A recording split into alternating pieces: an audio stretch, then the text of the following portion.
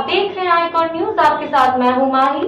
वक्त हल्लाबोल का है, बड़ी खबरों की हम शुरुआत करें बुलेटिन के साथ, टीम प्रेशर के साथ। जी हां, आज हम बात करने वाले हैं डिजिटलाइजेशन ऑन ह्यूमन लाइफ। ये जो दुनिया है वो इंटरनेट की दुनिया है और इस दुनिया में हमारी जनता, हमारा देश किस प्रकार इंटरनेट में खो चुका है, आज हम जानने वाले हैं।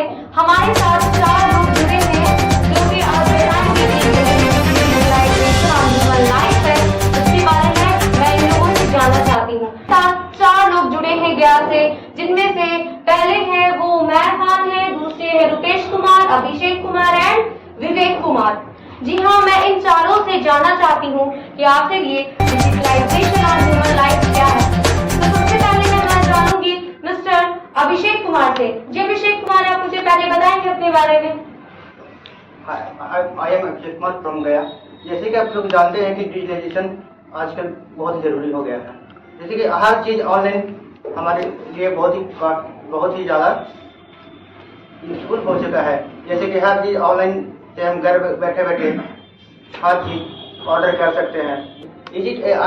और डिजिटलाइजेशन का ये भी फायदा है कि हम किसी भी कहीं भी आराम से किसी भी कोना पर हम जाएंगे तो हम आसानी से बात कर सकते हैं, face to face and calling से भी बात कर सकते हैं।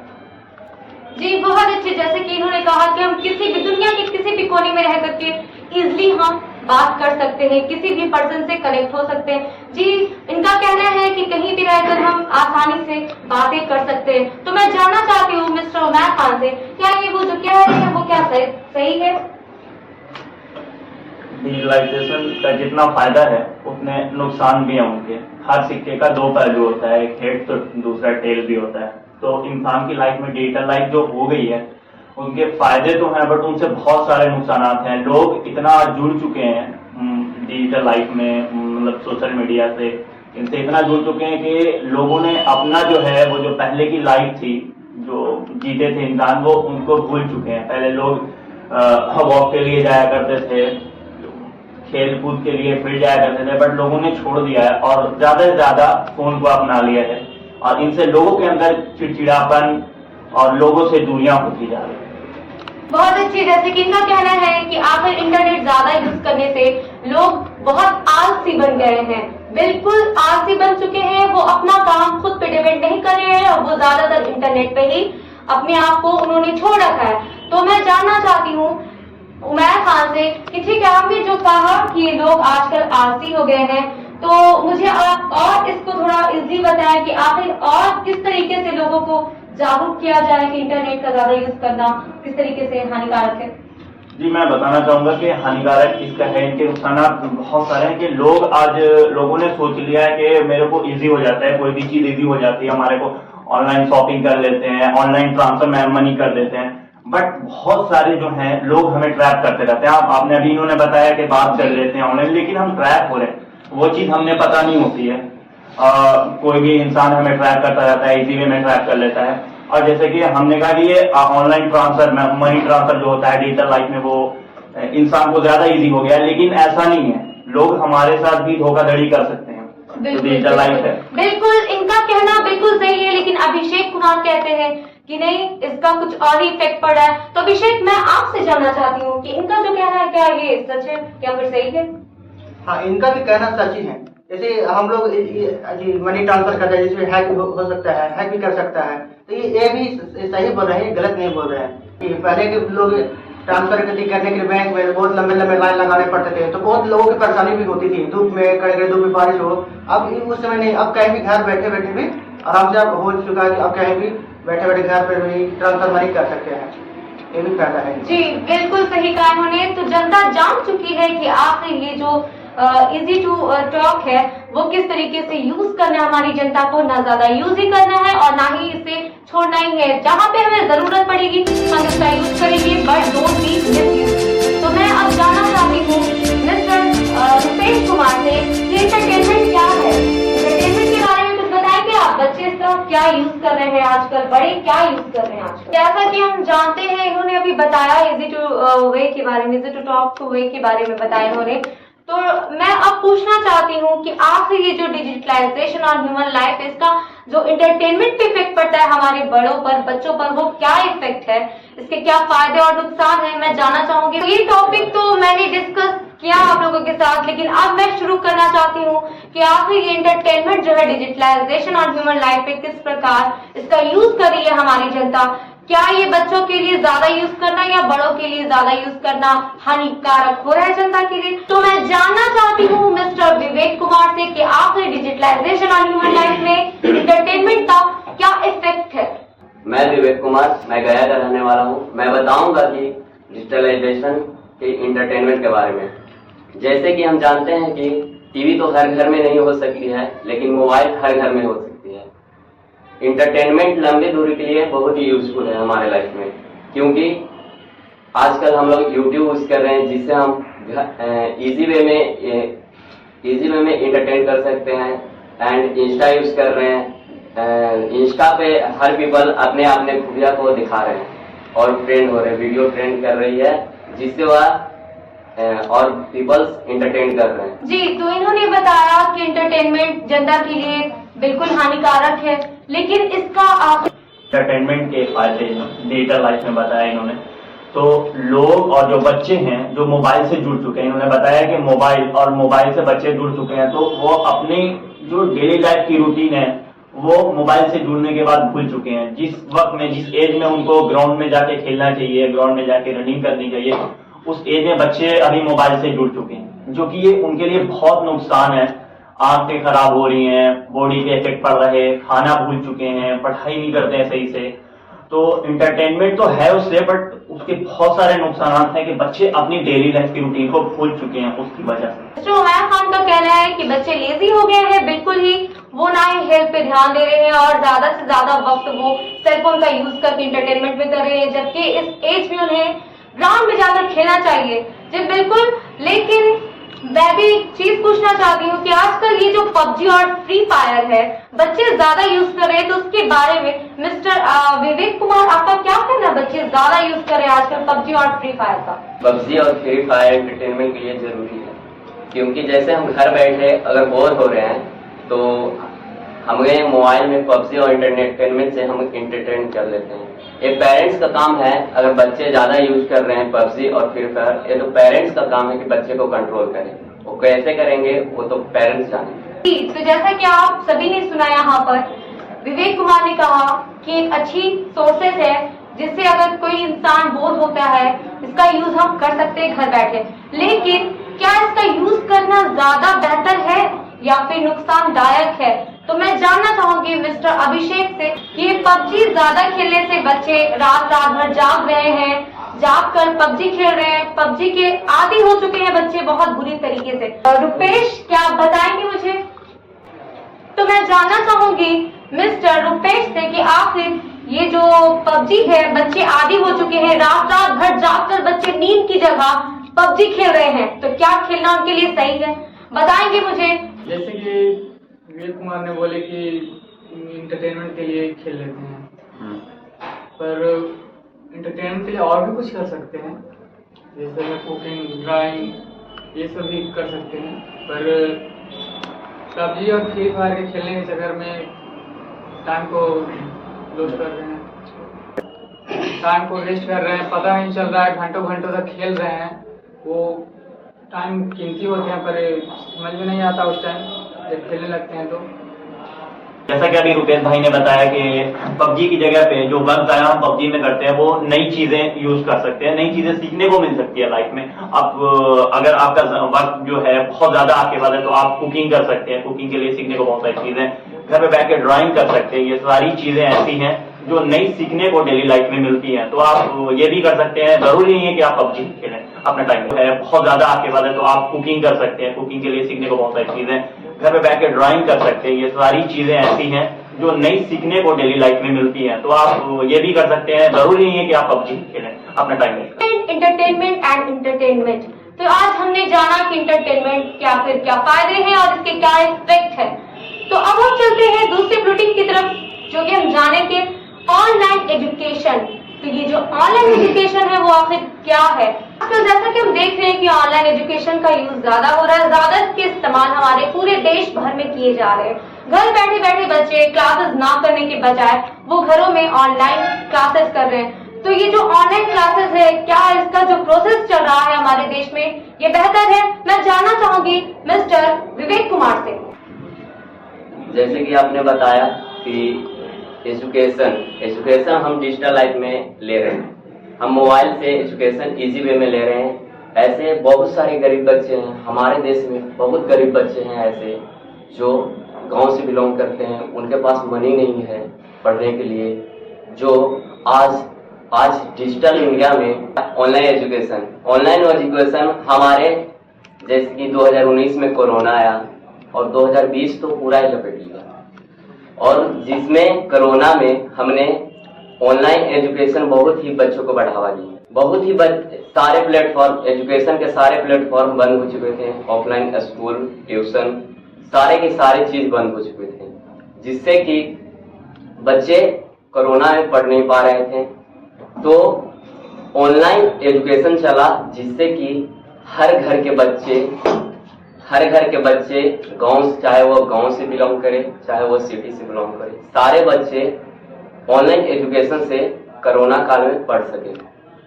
आज हमारे देश में बहुत ही बच्चे गरीब परिवार से बिलोंग करते हैं, जैसे कि वो गांव। मैं इस पे ऑनलाइन एजुकेशन पे कुछ कहना चाहता हूँ कि ऑनलाइन एजुकेशन ठीक है, वो पेंडेमिक में हमारे पास आया, ऑनलाइन एजुकेशन लोगों ने कराया, टीचर्स ने, स्कूल बंद हो चुके थे, ट्यूशन इंस्टीट्यूट जो थे बंद हो चुके थे। बट जहां तक मैं देख रहा हूँ कि ऑनलाइन एजुकेशन लोगों को कहा गया, बच्चों को कहा गया कि एक रूम में कमरे में बंद होकर के फोन का इस्तेमाल करें, वीडियो कॉल पे जो भी मतलब पढ़ाई करनी।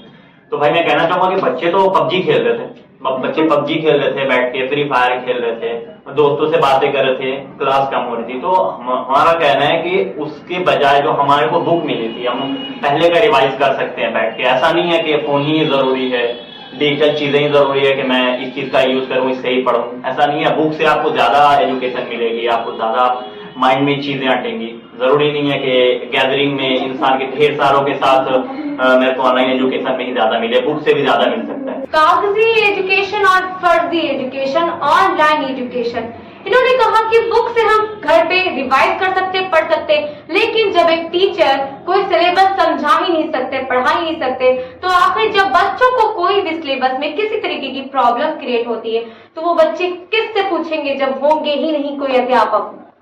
इसके बारे में मैं इनसे पूछना चाहूंगी कि आखिर जो बच्चे का कंफ्यूजन होगा सिलेबस रिलेटेड वो कैसे दूर किया जाए। जी हाँ, जैसा कि इन्होंने कहा कि जो बच्चे हैं वो समझ नहीं पाएंगे बुक्स, तो किससे पूछेंगे, खा लेंगे। तो घर में बड़े जो होते हैं, बड़े भाई हैं, मॉम डैड हैं, अगर वो नहीं है, बच्चा ज्यादा छोटा है, तो आजकल लोगों को एडमिशन, जो बच्चे आजकल के अच्छे स्कूल्स में एडमिशन जो मिलते हैं वो माँ बाप जब एजुकेटेड होते हैं तभी मिलता है, इसलिए कि ताकि वो अपने बच्चे को पढ़ा सके। तो कोई जरूरी नहीं है कि हम ऑनलाइन एजुकेशन ले, मेरे जब माँ बाप पढ़े हुए हैं तो वो मुझे पढ़ाएंगे घर में रह के, बुक की जो भी सॉल्यूशन है वो निकाल के देंगे। अगर नहीं है, थोड़ा ज्यादा मैं बड़ा हूँ और घर में मतलब मम्मी डैडी को नहीं समझ आ रहे हैं। तो विवेक, आपकी क्या राय है इस टिप्पणी पर, आप क्या राय देना चाहते हैं इस टॉपिक पे? विवेक कुछ बोलना चाहते हैं, तो आइए हम जानते हैं विवेक से कि वो आखिर क्या बोलना चाहते हैं। जैसे कि उन्होंने कहा कि फैमिली, हमारे देश में बहुत ही बच्चे गरीब फैमिली से बिलोंग करते हैं और गांव से बिलोंग करते हैं। तो आज के जनरेशन में आज के पेरेंट्स पढ़ रहे हैं, लेकिन पहले के जनरेशन में पेरेंट्स नहीं पढ़े लिखे रहते थे। तो आप कैसे कह सकते हैं कि बच्चों को पेरेंट्स घर पे ही स्टडी करवा सकते थे? तो मैं इस पे कुछ बोलना चाहूंगा कि ठीक है, वो मतलब कि जो माँ बाप होते हैं, वो जो पेरेंट्स हैं वो अनएजुकेटेड होते हैं गाँव में, या फिर होते थे, अभी न्यू जनरेशन एजुकेशन की लाइन में आई है। तो ऐसा नहीं है कि गाँव में एक भी टीचर ना हो या एक भी कोई आपके बड़े भाई हो या मतलब आजू बाजू के कोई घर वाले पढ़े लिखे ना हो। तो जैसा कि पैंडेमिक में इंसान ऑनलाइन क्लासेस ले रहा है तो वो भी डिस्टेंस से ही ले रहा है, तो वैसे ही पैंडेमिक में मैं घर के अगल बगल वालों से या घर जो गांव में कोई टीचर वगैरह हैं उनसे मैं थोड़ा डिस्टेंस बनाकर, जो हमारे को कोरोना में मिला था 2 गज की दूरी है जरूरी, ऐसा करके हम पढ़ सकते हैं। गाँव में उतना वो कोई मतलब खलबली नहीं मची हुई थी, तो इंसान पढ़ सकता है। ऐसा नहीं है कि मेरे को एकदम बिल्कुल ऑनलाइन की जरूरत है।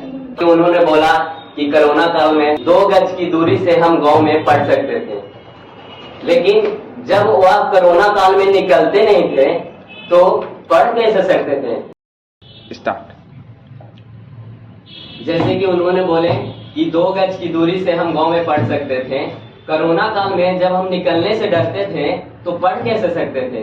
जब किसी के हम घर ही नहीं जा सकते थे, न वो हमारे घर आ सकते थे, तो हम कैसे पढ़ सकते थे कोरोना काल में? तो हम गांव के बच्चे तथा इस कारण से गांव के बच्चे तथा शहर के बच्चे दोनों को इस कारण से प्रॉब्लम हो रही थी। ऑनलाइन एजुकेशन हमारे लिए बहुत ही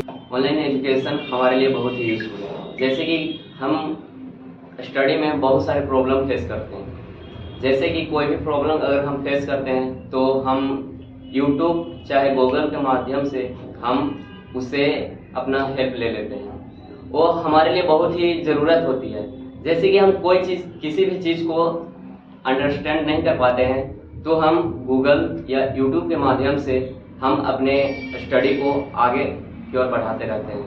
ऑनलाइन एजुकेशन हमारे लाइफ में बहुत ही यूजफुल हुआ है और आजकल हमारे देश में ऑनलाइन एजुकेशन के प्लेटफॉर्म अत्यधिक बढ़ गई है, जिससे कि सबसे बड़ी बात कि हम ऑनलाइन सोर्स से कोई भी प्रॉब्लम स्टडी में हो रही है हम उससे सॉल्व कर रहे हैं। उन्होंने बोले कि आप हमको बताएंगे कि लॉकडाउन के जो मतलब बोल रहे हैं कि ऑनलाइन पढ़ने में बहुत हेल्प हुआ है। आप बताइए तो कितना % बच्चा है जो लॉकडाउन में जॉब लिया? कोई है वैसा? लॉकडाउन में जब वैकेंसी ही नहीं निकल रही थी तो जॉब कैसे लेगा? अच्छा मानते वैकेंसी नहीं निकल रहा था। बताइए हमको कि ये तो सिर्फ बहाना था कि हाँ लॉकडाउन में मोबाइल सब रखे अपने पास कि हाँ पढ़ रहे हैं, लेकिन कोई ऐसा नहीं। आप हमको बता दे रहे हैं कि 80% जो है बच्चा अनसक्सेसफुल रहा है, 20% ही बच्चा रहा होगा जो बहुत मुश्किल से मतलब पढ़ा होगा। आज जैसे कि सरकार की तरफ से डिग्री फिर भी वो सरकार की तरफ से वो डिग्री मिला। क्या वैसा डिग्री क्या काम रहा जो ऑनलाइन डिग्री जो दी है और वो सरकार खुद बोल रहे हैं कि हाँ वो डिग्री का कोई मान्यता नहीं है, तो क्या जरूरी हो वैसा डिग्री लेने का? तो उससे हमको क्या उससे ऑनलाइन एजुकेशन से क्या रिलेट बात है? वो तो सरकार डिग्री दी है तो सरकार समझेगी कि जॉब देगी कि नहीं देगी, वैकेंसी निकालेगी कि नहीं। तो ऐसा डिग्री का क्या फायदा जो खुद सरकार मान्यता नहीं दे रहे हैं वो डिग्री को? मैंने बोला कि मान्यता नहीं दी है, ये तो डिजिटलाइजेशन रिलेटेड ही नहीं है, ये तो सरकार ही कहती है कि वो दे रही नहीं दे रही है। ये तो बात सही है, अब तो सरकार देगी ना। कोई चीज में फायदा नहीं थी रिलेटेड है डिजिटलाइजेशन से। एक मिनट जैसा कि इन्होंने कहा बिल्कुल सही कहा कि आखिर जो सरकार घर बैठे बैठे एजुकेशन दे रही है वो तो कागजियात पढ़ती है, बस एक कागज का टुकड़ा है जिसमें ना ही लोगों को समझ में आ रहा है ना ही नौकरी ही मिल रही। गवर्नमेंट जो खुद देती है एजुकेशन की डिग्रियां वो खुद अब नौकरी देने से गवर्नमेंट ने किया है इनकार। तो हम लोग अब बढ़ते हैं आगे की टॉपिक को लेकर चलते हैं। ये टॉपिक यहाँ पे होती है समाप्त। हम दूसरे टॉपिक की ओर बढ़ने की कोशिश करते हैं। तो चलते हैं हम अगली खबरों की तरफ जो कि हमारे पूरे देश भारत में चारों तरफ फैली हुई है। रिसीव इंफॉर्मेशन, जी हाँ रिसीव इंफॉर्मेशन क्या है और ये किस तरीके से हमें आसानी से मिल रही है, इसके क्या नुकसान हो रहे हैं, क्या फायदे हैं, हम जनता भी जानना चाहती है और मैं भी जानना चाहती हूँ। जो इंफॉर्मेशन होती है वो हमें हर तरीके से मिल जाती है, लेकिन उनमें से कुछ ऐसे इंफॉर्मेशन होते हैं जिनमें फॉल्ट होती है जो गलत तरीके से जनता को दी जाती है। तो मैं जानना चाहूंगी मिस्टर अभिषेक से कि ये रिसीव इंफॉर्मेशन के बारे में क्या कहना चाहते हैं। इंफॉर्मेशन के बारे में मैं बस इतना कहना चाहता हूँ कि मैं घर बैठे भी इंफॉर्मेशन किसी तरह टीवी से नहीं बल्कि मोबाइल से भी हम ले सकते हैं इंफॉर्मेशन, जैसे एक्सीडेंट का हो या और चीज का हो, एनीवे उसी का भी हो हमें इंफॉर्मेशन हमें घर बैठे बैठे इंटरनेट के द्वारा आसानी से मिल जाता है। कि किसी भी चीज की इंफॉर्मेशन हम ले सकते हैं घर बैठे, टीवी नहीं है तो मोबाइल से भी ले सकते हैं। लेकिन क्या आप जानते हैं कि झूठी खबर भी फैलाई जा सकती है किसी भी तरह की? ये भी तो हमारे लिए नुकसान हो सकता है। क्या नुकसान पहुंचा सकता है, मैं आपसे जानना चाहूंगी कि इसके क्या नुकसान हैं यहाँ पर। जैसा कि आपने पूछा कि क्या नुकसान पहुंचाया जा सकता है, तो हम कह सकते हैं ना कहीं पे भी लड़ाई झगड़े ना हो, या कॉलेज में कभी कभी जो जब प्रोटेस्ट वगैरह होते हैं तो फिर हम उन पुरानी वीडियो को नई वीडियो में रिमिक्स करके किसी को भी सेंड कर सकते हैं। कहीं लड़ाई ना हो उस चीज की झूठी खबर 10 लड़के 20 लड़के मिल के बना सकते हैं और फिर उन फेमस होने के लिए, फेम के लिए आप उनको शेयर कर सकते हो कि यहाँ लड़ाई वगैरह हो गई, तो ये बहुत बड़ा नुकसान। उन्होंने बोला कि फ्रॉड न्यूज फैल सकता है, जैसे कि एक मीडिया का, सोशल मीडिया का एक वेरीफाइड अकाउंट भी हो सकता है, हम उससे भी देख सकते हैं न्यूज। हम उससे देखकर हम सतर्क हो सकते हैं ना। अगर दंगा हो रही है बाहर में तो हम अगर उस अकाउंट से न्यूज देख लें तो हम पहले ही सतर्क हो जाएंगे, और सतर्क हो जाएंगे। जैसे बाहर में दंगा होगी तो हम उससे पहले ही घर में सतर्क होकर और घर में ही रह पाएंगे।